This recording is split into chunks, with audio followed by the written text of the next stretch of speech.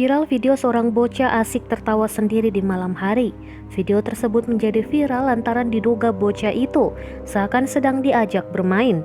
Diunggah oleh akun @manaberita di Instagram memperlihatkan bocah itu tertawa sendiri. Padahal sang pengunggah menjelaskan bahwa ia tengah memasak di dapur, sedangkan ayah dari sang bocah ada di depan. Sang pengunggah juga sempat mengecek namun tak ada satupun orang yang dekat bocah tersebut. Kini unggahan itu viral dan mendapatkan beragam komentar dari netizen tentang kejadian mistis itu.